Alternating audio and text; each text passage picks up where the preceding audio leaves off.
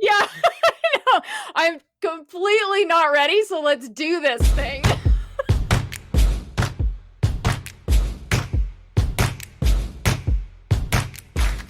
We've all heard the cliches about cash. They make cash sound easy, desirable, powerful. If that were true in a day-to-day lived experience way, I would have really different conversations with clients. Cash isn't always easy. It's desirable and scary at the very same time, and it's a strange way to translate our emotions. And we can't exist well in this world without coming to terms with cash. Today, we're going to talk about how to time the ins and outs and why that matters, how to let cash be still and why you would do that, and how to work through your options when there's too much cash. If cash is everything we say it is, why do so many people make mistakes, hesitate, and get overwhelmed when it comes to money? As we go through this episode, I'm going to talk about some of the conversations that I've had with clients over their clingiest cash problems.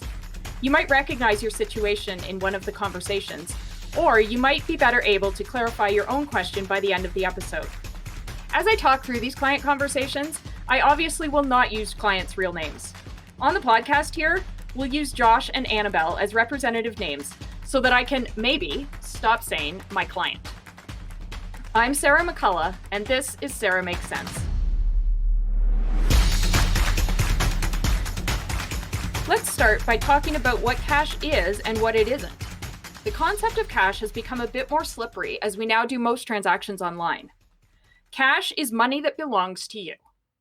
Depending on where the cash is, you have choices to make over what the cash does for you. Cash isn't debt or your ability to borrow.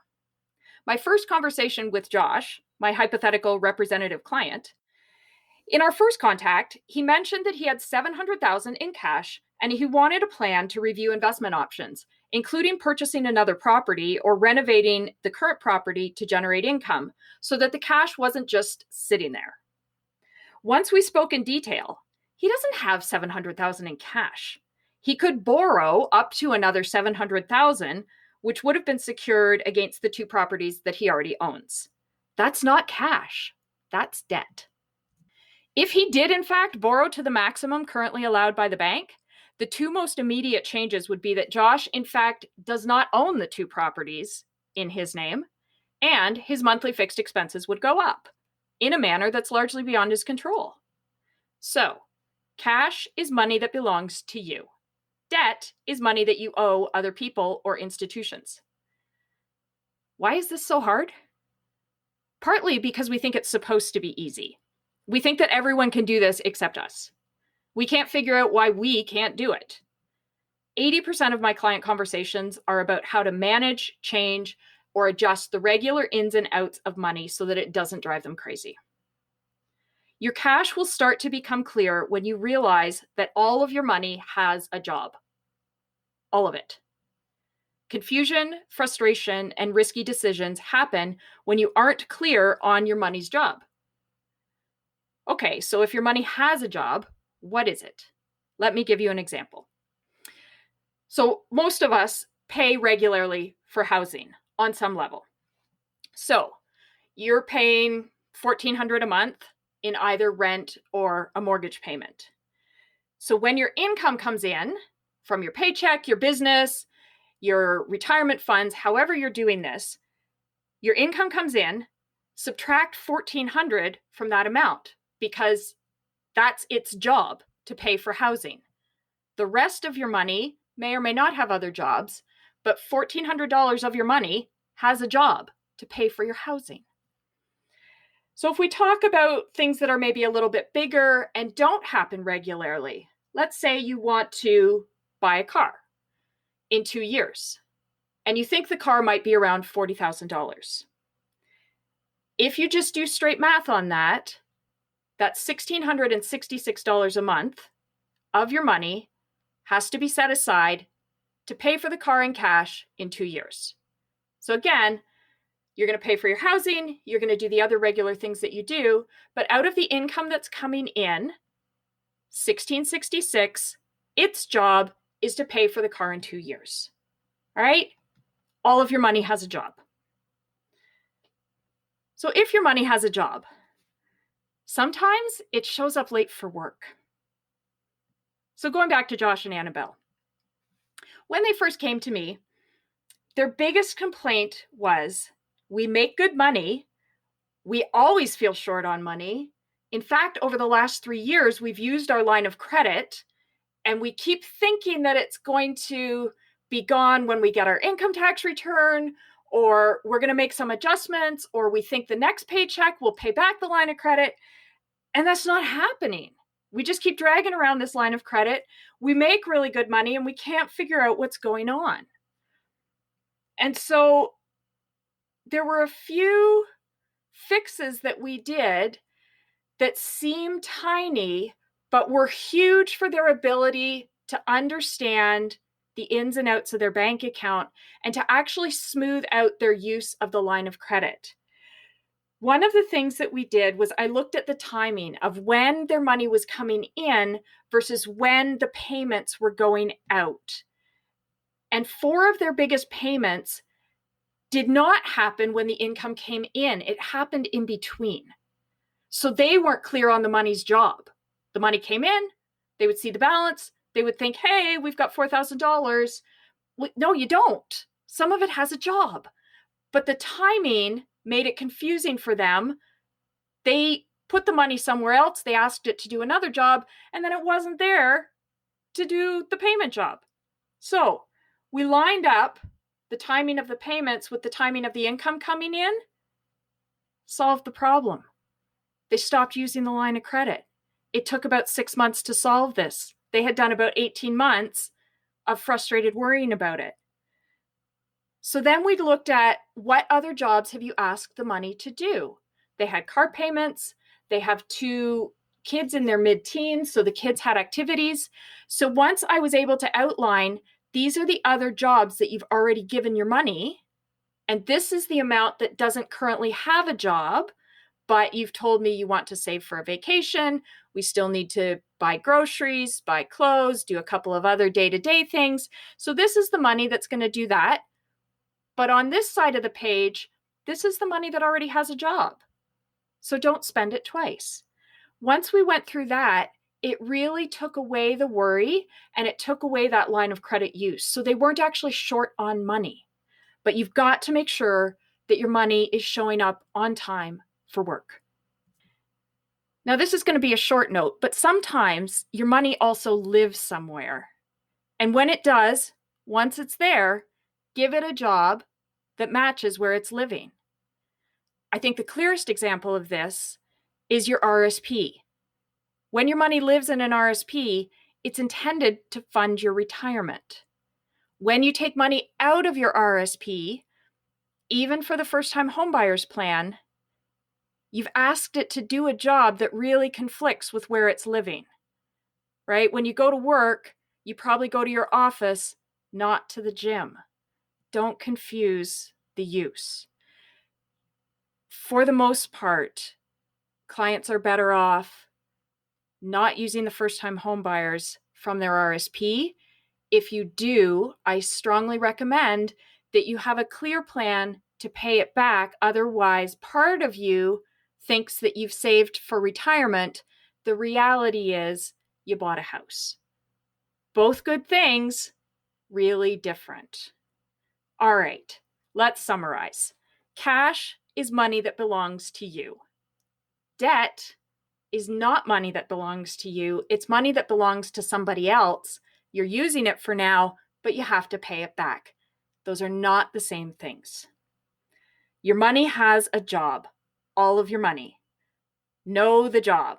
Know what decisions you've already made, what jobs have you already given it, and then you will know what jobs are still available or what decisions you can still make on it. If you didn't, or you don't have clear job expectations for your money, you're going to feel confused and frustrated and feel like you're not getting anywhere. So part of this is you as the manager giving your money clear job expectations and reviewing that. One of the things my clients really love when we work together over a number of years is seeing the things that they've accomplished over time. right? Seeing the changes in their debt levels, seeing the changes in their investments, seeing all of the things that they had goals for that we've actually gotten done. Sometimes in day-to-day busyness, we forget what we've done and what we've accomplished and the goals that we've achieved. So your money has a job. Make sure the money's clear. Make sure it's showing up for work on time, and make sure that you've got clear expectations for that money.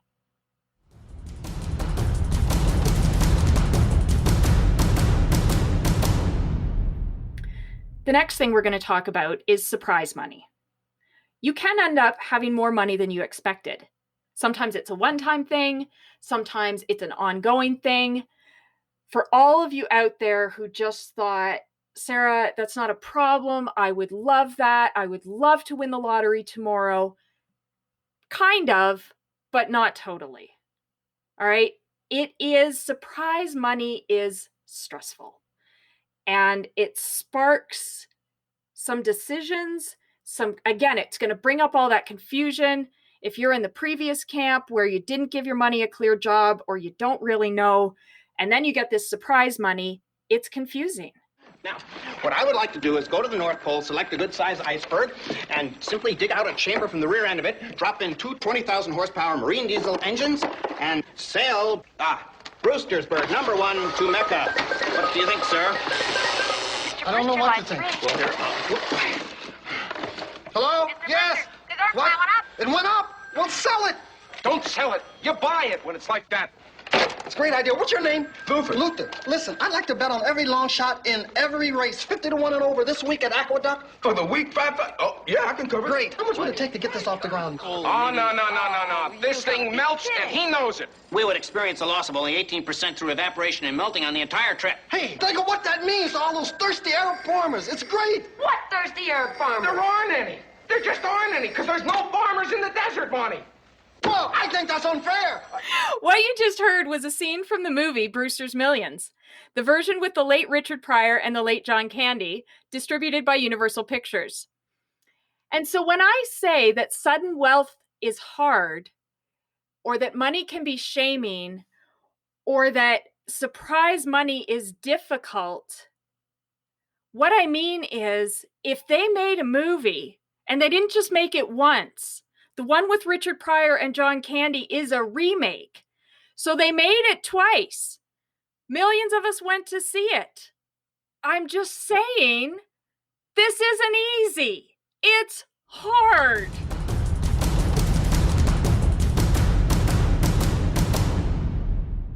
This has always happened for clients. I think right now with COVID, for some people, they're on I have less than I thought I would. Other people are on I have a higher bank balance than I thought I would because I'm not spending the same way. I'm not commuting to work. Our costs have shifted over the year. So in this surprise money, we're talking about smaller amounts, anywhere from $5,000 to $40,000. And then the question is, do I pay down debt or do I invest that money? Google that, and what you're going to get is a slim list of things, most of which have precious little to do with your own situation.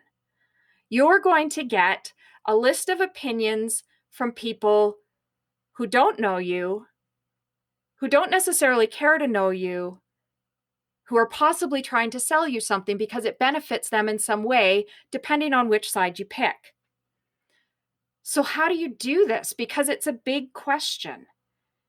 And I talk about it with clients all the time. So how do I provide a framework for people like Josh and Annabelle to make a decision over surprise money? The first thing we need to do is prioritize. So what's important to you? What do you want to do in the next year, in the next 3 years, over time? All right, so this is the tiny goals. Where are you right now? What would bring you the most fun from this money? Sometimes we forget to talk about that. What fun things can we do with our money? And then over time, what are those big overarching things that you really want to accomplish in your life? So I'm going to talk to people about what's your priority list. And I'm going to show that back to you. So we're going to have a conversation. Next meeting, I'm going to say, this is what you said. Then we're going to talk about your personal tolerance and your personal risk level. Most of us have, it's almost like a genetic setting. You're either debt adverse. So you're going to say, Sarah, I want the mortgage gone as soon as possible. And I don't even want to talk about investing until it is gone. Or we've got some debt-friendly genetic program out there. Those people don't mind carrying debt. And so that's where the personal tolerance comes in. So as an advisor, I'm listening for, again, what's most important to you, but what is also going to give you either the biggest relief, the biggest amount of fun. So this surprise money amount, how do we get the most amount of either settling anxiety, feeling a sense of accomplishment? How do we do that? So that's your personal tolerance of debt versus savings. There will be a component in there of personal risk.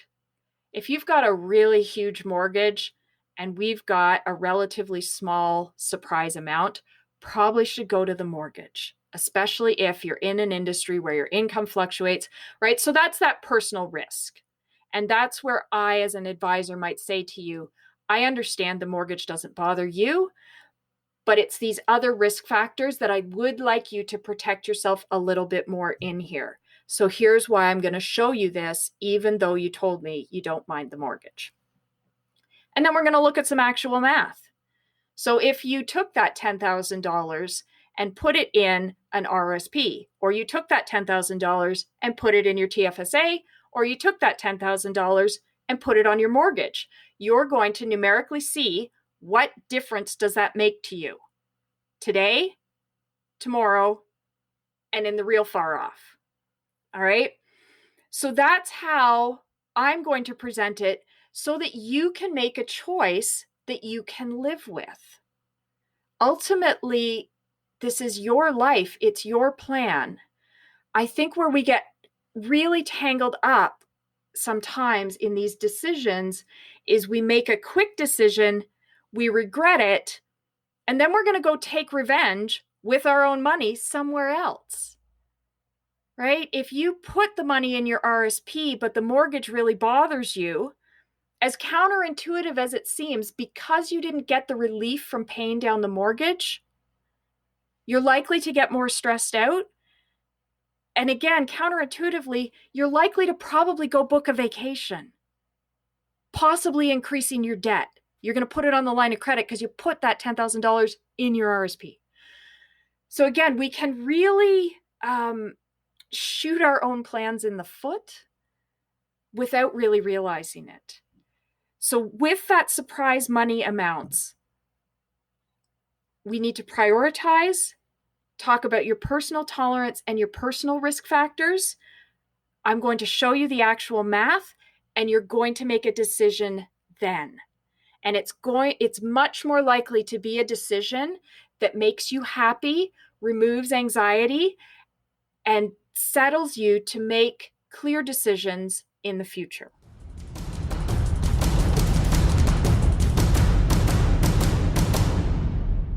Now we're going to talk about the you're surprised you have money category. I said earlier that if I offered to drop $1 million in your bank account, you would probably take it, and you'd probably say it was super exciting and know you had no concerns, and just let me give you the information so you can get that over to me, Sarah. I deal with a lot of clients who have a lot of shame in how much they're earning. And that really blocks their ability to make decisions. and it can get in the way of relationships, and it leaves a heavy, heavy sense of responsibility that can be paralyzing. I often hear from clients, Sarah, I was raised in a blue collar household. We had enough, but we didn't have extra, and I earn more than I expected, and I don't know what to do. I don't know how to make decisions. I just don't know what to do with this. As I said, it's often paralyzing, it's uncomfortable. And in my experience, if we don't deal with that directly in meetings, the plan doesn't necessarily stick for the client. It's numerically correct. It's based on their goals. But if we haven't specifically talked about how they feel about wealth and about cash and about excess cash, often I find the clients are not executing on the things that we've talked about and on the things that they told me were important. And I think if we can adjust this, for those of you who are in that space right now, if we can adjust this, I've heard so many amazing ideas from clients, and when I get to see those happen, I think it's life-changing, not only for those clients and their families. If enough of us can do this, that can change society. For all of those things that we talk about, that we rant about, that we say we wish were possible, and why can't we change these things? It's possible. It's possible. And I think sometimes it's very, very tiny conversations that will free up that block and down the road kind of release that money to do what the owners ultimately want it to do. And I think that's really exciting. All right, so my hypothetical representative, Josh and Annabelle, get a gift. So they're already fairly financially secure. They've got a good retirement plan. They've paid off their debt. They've been very disciplined because by nature, they are savers, not spenders. And then Annabelle gets a gift. And it's big. It's a six-figure gift. And it was interesting when they called me, because I've known them for a number of years. And they called me and said, you know, Annabelle got this gift and we'd just like your advice. And so on that first call, it was quite short. Neither of them wanted to give me the number of the gift, the amount. All right. So I sent them just a short form after and said, can you just let me know so that I'm prepared for our phone call? How much was the gift? What are your questions? And what would you like to do with the money? What are you thinking? Because they said they had thoughts for the money. So I get the amount back. And as I say, it's big. And they're already financially secure. And they're already savers, not spenders. And with the amount comes a chart of the things that they want to do with the money. And so they did, in theory, spend all the money, which again is fine. They are financially secure today, and they have done enough work that their retirement, as far as we can see, is also financially secure. So in this chart were some renovations that they wanted to do on the house for about $120,000. And the chart had a couple of columns. And so the time column, they were going to do these renovations in 2 to 3 years. And part of what they were asking me was, so we'd like to do this in a couple of years, but where do we put the money while we're waiting to do that? Now, it's a whole other conversation, which I had with the clients, and we won't fully have here, about investment timelines. Because if you don't match your timeline to the type of investment, it's not investing, it's gambling. And the chance that your money's going to be there when you need it is not great if you have a mismatch. So as we're talking through, they said, well, what are the options while we're waiting to do these renovations? I said, there's not many. 2 to 3 years is no kind of investment timeline at all. Then I said, why are you waiting? Is there a reason you're waiting? And they said, well, it doesn't seem responsible to spend all the money at once. And I said, but you can. We agree that you can. Because you're secure, because all of these things are true that we've already talked about as far as your security, your job security, the planning you've already done. And they said, yes, that's true. So for them, that was the biggest thing that I did for them, was to talk through their options and say, it's okay to spend it now if that's what you want to do. So with my clients who are surprised that they have money and money that feels excessive and can move into that feeling overwhelming and shaming, the process there, similar with the smaller amounts of surprise money, is prioritizing what's important to you. So long-term and short-term, what's important to you? What do you value? What would give you the most joy, the most security, the most anxiety reduction? We're going to go through, talk about what's important to you, and prioritize those things. Then we're going to look at the actual math. So had their question been about, do we purely invest or do we spend? I would have given them a scenario of that, right? I would have been able to show them, if the money gets invested here, your net worth goes like this. If you spend it, your net worth goes like this. So we're going to prioritize first. Then we're going to do the actual math so that as the owner of that money, you can make a clear choice, knowing what you didn't choose. Sometimes knowing what you don't choose is as important as understanding what you did choose. So that's where the actual math comes in. There's going to be at least 2 scenarios, probably more. I'm going to show that to you. And then the third step in the surprised you have money is you just do the thing. You do whatever you wanted to do. I had a client, again, Josh, we'll use that because I told you I wasn't going to be able to remember that I said I was going to do that.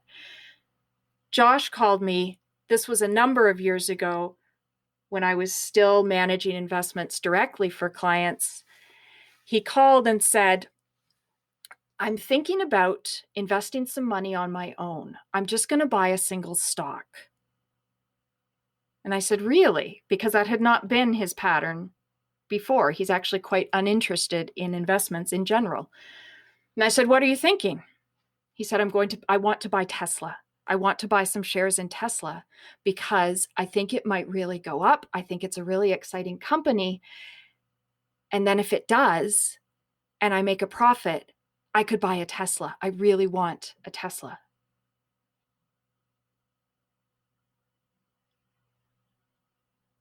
And then I said, Josh, you could just buy a Tesla. You have enough. You are financially secure. If I take $100,000 out of your portfolio right now, in the next 5 years, it's not going to make a difference. In the next 20 years, it's not going to make a noticeable difference to the point where you have to change your goals. Just buy a Tesla. You don't have to take on the risk of the stock, because whether it's a good car or not says nothing about how the stock is going to perform. And you don't like stocks. You don't like investments at all. Just buy the Tesla. So sometimes we need to be reminded that you can just do the thing that you want to do.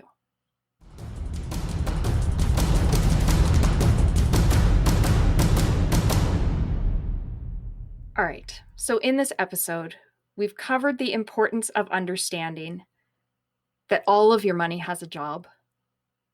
You need to understand the job. You need to make sure it's not late for work. You need to make sure it's doing its job in the right place at the right time.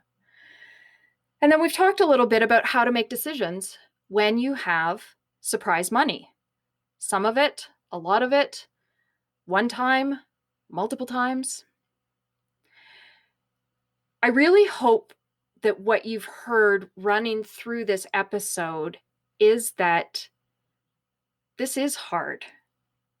Nobody cares about money in its numerical state. Nobody. We care about what money can do for us. We worry that money can't do what we want it to do or what we need it to do. Sometimes we ask the money to do too many things at once. The money gets confused. We get frustrated. There is a solution to this. It's a really individual solution, and I recommend that you get expert objective advice if you truly want to solve that problem. If this has sparked questions for you, that's so great. Ask your questions. I have a blog on my website. The link is in the show notes, and you can ask questions on there. You can contact me directly, but ask your questions. As we make decisions day to day, we can end up with pieces of our plan scattered all over the place. And from time to time, we need someone who can cut through the noise. Someone who not only gets to know you as a person, but can also really show and make sense of your financial plan. Not just the numbers, but truly what the numbers mean for you. This plan that comes from those conversations, it belongs to you, not your planner. I'm Sarah McCullough. Thank you for listening to SARA Makes Sense.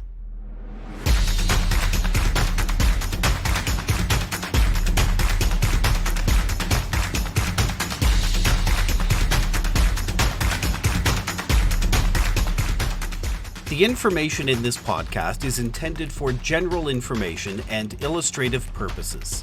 For advice relevant to your specific situation, meet with a qualified financial planner, lawyer, or accountant before making any changes to your situation. SARA's designations and licensing include Certified Financial Planner, Registered Financial Planner, Certified Divorce Financial Analyst, and holding an insurance license.